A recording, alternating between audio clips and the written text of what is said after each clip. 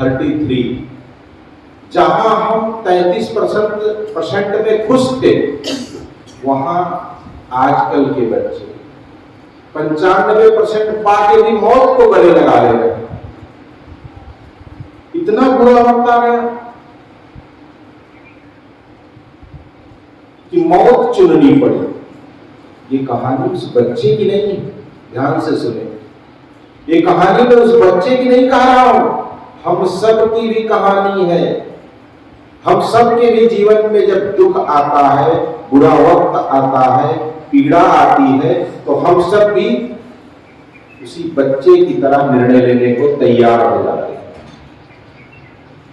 और दुखी हो जाते हैं। अगर आप दुखी हुए बुरे वक्त से, तो आप एकदम नादान, आप प्रकृति को समझे नहीं है, अभी संसार को भी आप समझे नहीं है। आपको ये पता ही नहीं था कि आप धर्मशाला में विश्राम कर रहे हैं कि अपने घर में विश्राम कर रहे हैं। यहां जितने भी हम सब हैं, हम सब एक धर्मशाला में हैं। कब कौन कहां इधर चले कोई ठिकाना है? किसकी सांस कब कहां रुक जाए? अब कोई मान ले नहीं, हम 125 वर्ष जी के ही मरेंगे यहां से, तो उसी की मूर्खता है। बंधुओं, बात समझने की है। बुरा वक्त सबके जीवन में आता है, क्या साधु, क्या गृहस्थ, क्या विरक्त, क्या महिला, क्या पुरुष, क्या बच्चा, सबके जीवन में आता है। लेकिन उससे निपटने का तरीका, उससे पार जाने का उपाय कुछ ही लोगों के पास होता है। वो उपाय क्या है, हमें कैसे पता चलेगा? बुरा वक्त सबके जीवन में आता है, लेकिन उसके लिए हमने तैयारी क्या की है? आज तक जितना काम किए हैं, केवल पैसा कमाए, घर बनवाए, गाड़ी खरीदे, मकान को पेंटिंग किए, बच्चे को अच्छे स्कूल में पढ़ाए, ये सब काम तो किए, लेकिन ये कभी नहीं सोचे कि जब बुरा वक्त आएगा तब मैं क्या करूंगा। इसकी तैयारी नहीं की। और जब ये वक्त आएगा तो आदमी टूट जाएगा। आदमी सोच नहीं पाएगा कि मैं करूं तो करूं क्या।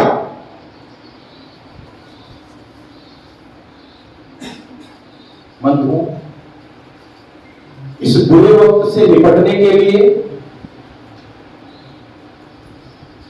संसार में 3 उपाय हैं। वो 3 उपाय आज मैं आपको बताता हूं। सबके जीवन में बुरा वक्त आता है,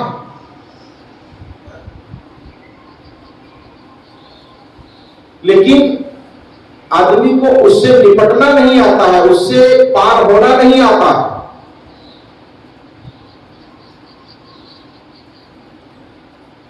वो तरीका क्या है? कुछ लोग ये भी नहीं समझ पाते हैं कि ये बुरा वक्त है कि अच्छा वक्त है। जैसे एक उदाहरण है, एक क्लास में 3 बच्चे थे, तीनों आपस में कंपटीशन किए। इस बार मैं फर्स्ट आऊंगा, दूसरे ने कहा मैं फर्स्ट आऊंगा, तीसरे ने कहा मैं फर्स्ट आऊंगा। अब तीनों तो आ नहीं सकते, कोई एक ही आएगा। परीक्षा हुई, रिजल्ट आया, एक का नंबर आया 97%, एक का आया 96%, एक का आया 95%।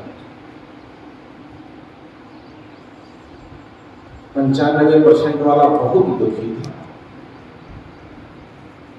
उसके लिए बहुत बुरा वक्त आ गया, उसके जीवन में बहुत विषम परिस्थिति आ गई। वो मुंह कैसे दिखाएगा वो अपने क्लास में? घर गया, ना मम्मी से बोलता है ना पापा से बोलता है, अपने कमरे में गया और दरवाजा बंद कर दिया और एक रस्सी लगाया पंखे से और झूल गया। आप लोगों को लग रहा होगा ये कहानी कर रहा हूं, लेकिन ये सच्ची घटना है।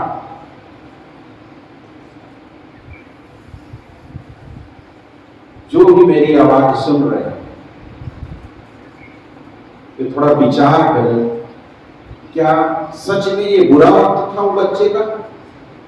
95% से पास हुआ और गले में फांसी लगा के झूल गया। ये बुरा वक्त था उसके लिए कि सही वक्त? हम सबको पता है कोई बुरा वक्त नहीं। हम लोग तो यही कहेंगे, अरे इतने में तो हम 3 लोग पास हो जाते। पहले लोग क्या सोचते थे, 33% आ जाए बस, 33% में बच्चे पास हो जाते थे। पहले यही डर लगा रहता कहीं हमारा बच्चा फेल ना हो जाए, और बच्चे को भी यही डर रहता था कि कहीं मैं फेल ना हो जाऊं।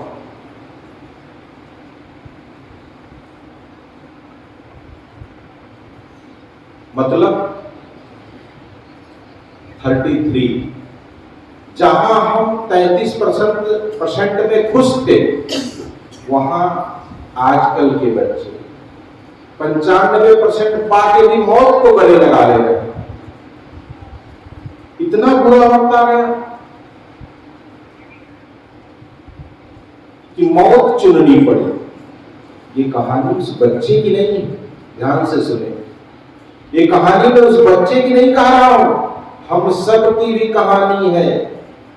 हम सब के भी जीवन में जब दुख आता है, बुरा वक्त आता है, पीड़ा आती है, तो हम सब भी उसी बच्चे की तरह निर्णय लेने को तैयार हो जाते हैं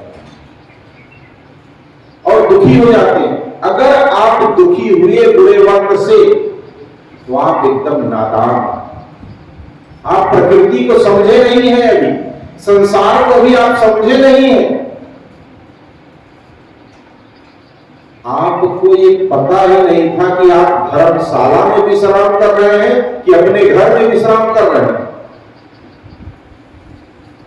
यहां जितने भी हम सब हैं, हम सब एक धर्मशाला में हैं।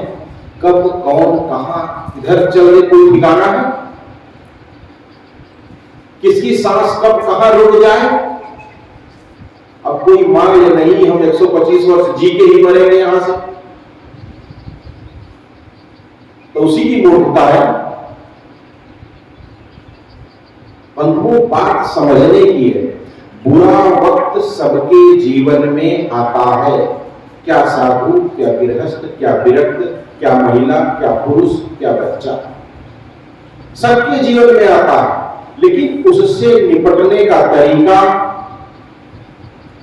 उससे पार जाने का उपाय कुछ ही लोगों के पास होगा। वो उपाय क्या है, हमें कैसे पता चलेगा? बुरा वक्त सबके जीवन में आता है, लेकिन उसके लिए हमने तैयारी क्या की है? आज तक जितना काम किए हैं, केवल पैसा कमाए, घर बनवाए, गाड़ी खरीदे, मकान को पेंटिंग किए, बच्चे को अच्छे स्कूल में पढ़ाए, ये सब काम तो किए, लेकिन ये कभी नहीं सोचे कि जब बुरा वक्त आएगा तब मैं क्या करूंगा। इसकी तैयारी नहीं की। और जब ये वक्त आएगा तो आदमी टूट जाएगा। आदमी सोच नहीं पाएगा कि मैं करूं तो करूं क्या।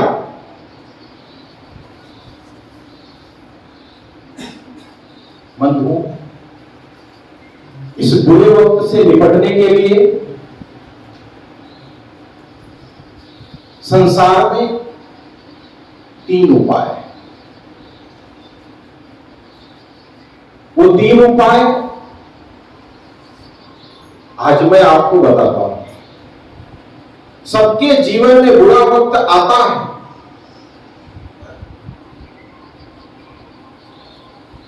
लेकिन आदमी को उससे निपटना नहीं आता है, उससे पार होना नहीं आता है।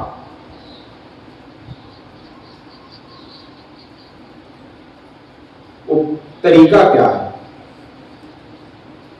आपके जीवन में बहुत विषम परिस्थिति आ गई, बहुत दुख आ गया, बहुत पीड़ा आ गई। अब आप सोचेंगे इसका क्या तरीका हो सकता है? उसका तरीका अध्यात्म बताता है, संत जन बताते हैं। क्या? कि आप मौन हो जाइए। जब आपके जीवन में बहुत बड़ी विपत्ति या दुख या पीड़ा आ जाए तो आप मौन हो जाइए।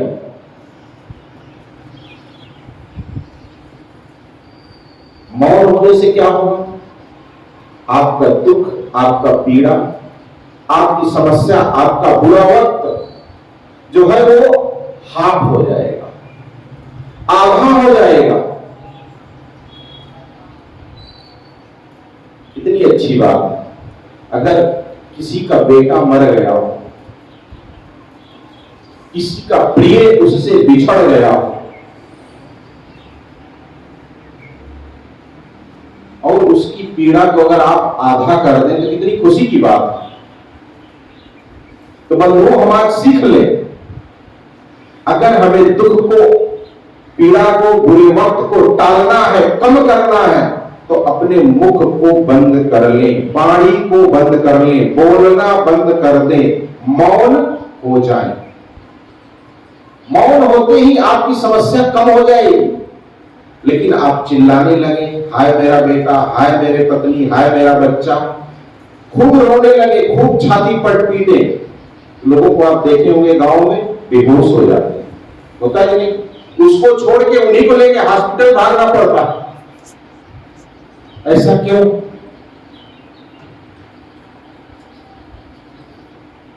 ऐसा इसलिए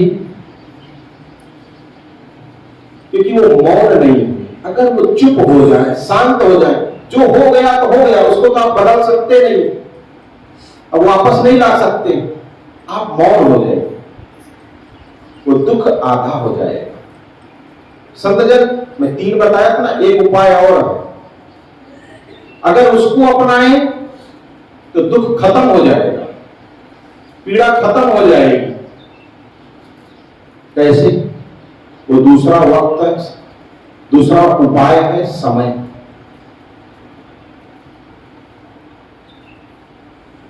बुरा वक्त आया, उस वक्त को वक्त दे दो। वक्त मतलब समय, उसको हम समय दे दे। समय कैसे? आज छोड़ दीजिए, कल इस पर विचार करेंगे। कल वो दुख रहेगा ही नहीं। विचार करें कैसे। लोग कहेंगे कैसे समय देने से दुख कैसे खत्म हो जाएगा, बुरा वक्त कैसे टल जाएगा। मैं उदाहरण देता हूं, आपको एग्जाम्पल देता हूं।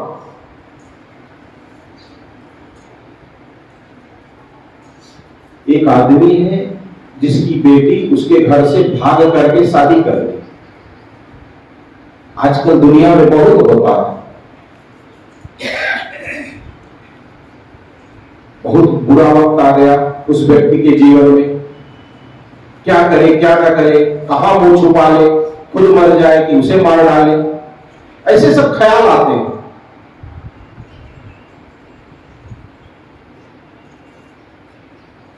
जब ऐसा किसी के घर में होता है तो वो घर एकदम शमशान घाट जैसे हो जाता है। जो भी ऐसा बच्चे करते हैं वो अपने माता पिता की परवाह किए बिना करते हैं, और इसका परिणाम उनके घर वाले ज्यादा झेलते हैं, उनको ज्यादा अपमान महसूस होता है। लेकिन बंधु, किसी के भी साथ हो सकता है। यहां हर आदमी स्वतंत्र है, कहीं भी कैसे भी जी सकता है। लेकिन जब आप सभी के जीवन में कभी ये वक्त आ जाए, तब आपको इसे समय देना है। समय इस पर हम कल विचार करेंगे, कल चिंतन करेंगे, कल जो कुछ भी करना होगा हम कल करेंगे। और कल वो दुख दुख रहेगा ही नहीं। कैसे, जरा आप सोचिए, आज आप जहां भी, आपको कोई बताता है कि आपके दादा और दादी, आपके दादा और दादी अपने माता पिता के बिना मर्जी के भाग के शादी किए थे, आपको दुख लगेगा या किसी को दुख लगेगा?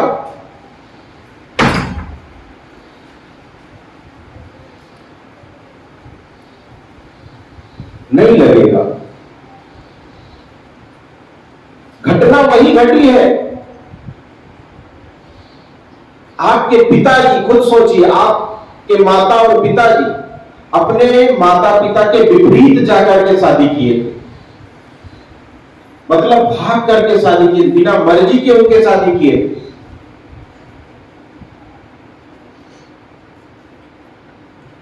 आज उसका गम है आपको, उसकी पीड़ा है, उसका दुख है। आपको बस इतना लगेगा, अरे हमारे दादा और दादी आपस में इतना प्रेम करते थे, बहुत अच्छी बात है। सबने रोका लेकिन नहीं माने।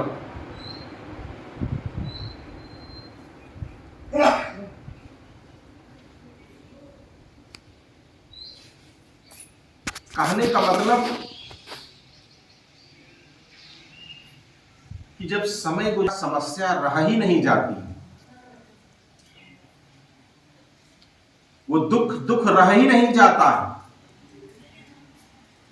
उस पर हम विचार ही नहीं करते,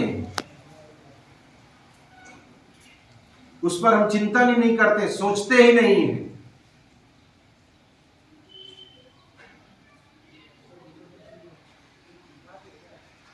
किसी के माता पिता कैसे शादी किए उससे कोई मतलब नहीं है आज।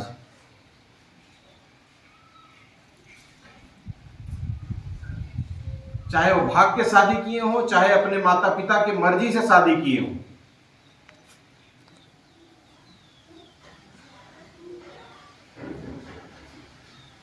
आज उसकी कोई वैल्यू नहीं है। तो बंधुओं, वक्त को आप समय दे दो। जितना ज्यादा बुरा वक्त हो, जितना ज्यादा बुरा समय हो, उतना ज्यादा समय दीजिए। जितनी बड़ी समस्या उतना ज्यादा समय।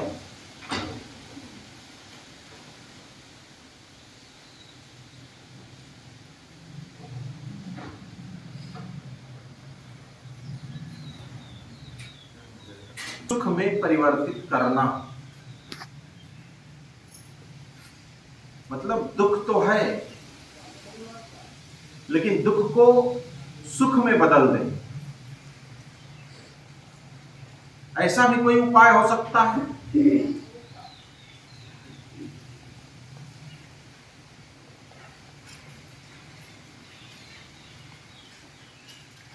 ऐसा उपाय है, संतों के पास है, अध्यात्म में है। वो है शुक्रिया का भाव, शुक्रिया अदा करना। अब आप कहेंगे कि जीवन में दुख आए और हम चले उसका शुक्रिया अदा करें।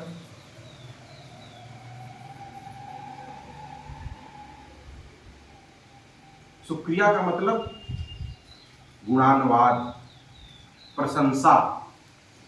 ये कैसे होगा?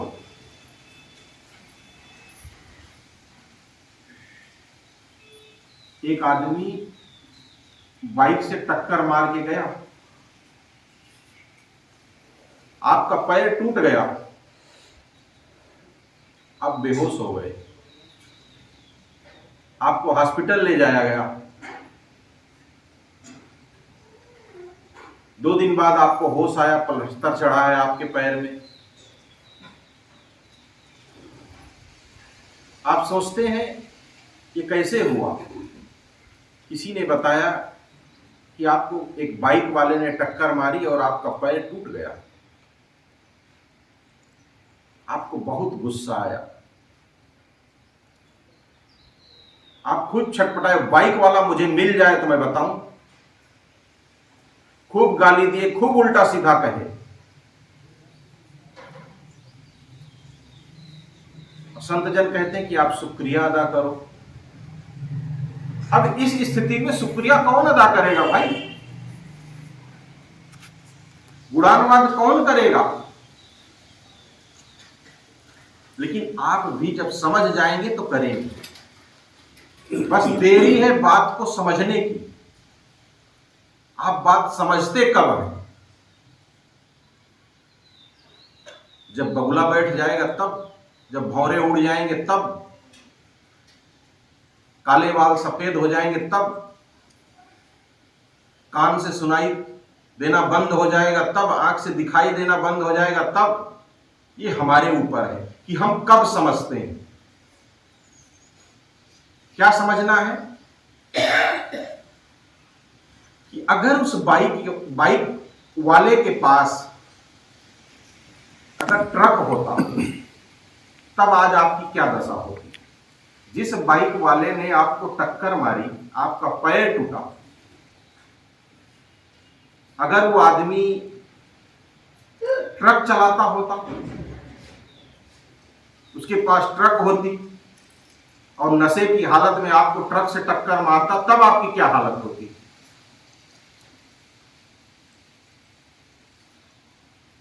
आपकी हालत यह होती कि आपको लोग फावड़े से बटोर के लेके आते। कई लोगों को मैं देखा हूं, रोड से लोगों को फावड़े से बटोर के लेके आया जाता है।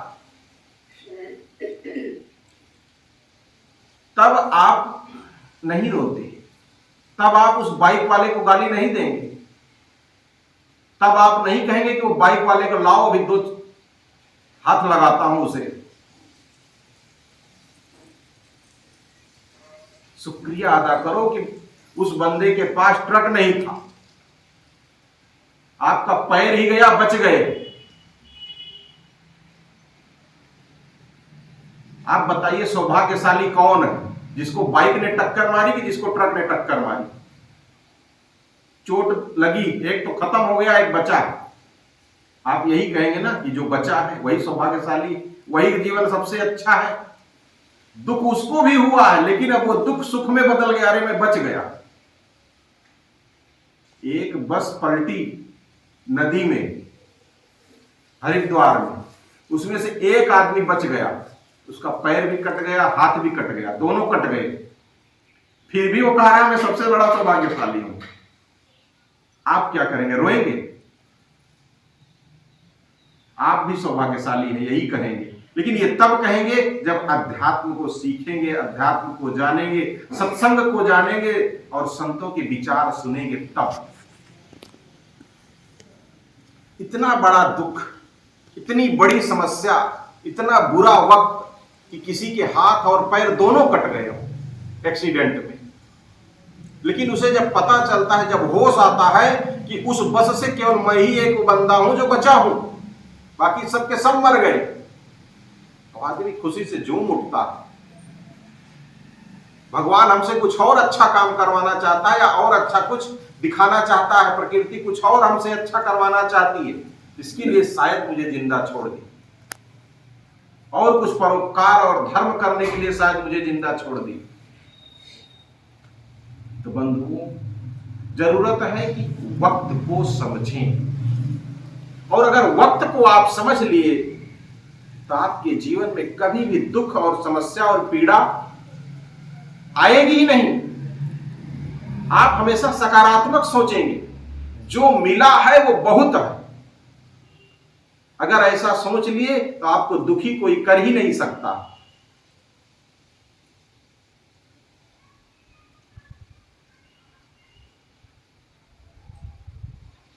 हम आज 3 बातों पर बात किए। समस्या जीवन में जब आए, बुरा वक्त जीवन में जब आए, आप उसको कम कर सकते हैं, खत्म कर सकते हैं और सुख में बदल सकते हैं। कम करने का तरीका है आप मौन हो जाइए, समस्या कोई भी हो, सब जगह यह लागू होता है। समस्या को कम करना है, बुरे वक्त को टालना है। अब कितना टालना है, सुख में बदलना है कि कम करना है कि खत्म करना है, ये आपके ऊपर है। अब कौन सी टैबलेट लेंगे, आप कौन सी दवा यूज करेंगे, तीनों आपके पास है। मौन, समय और सुक्रिया।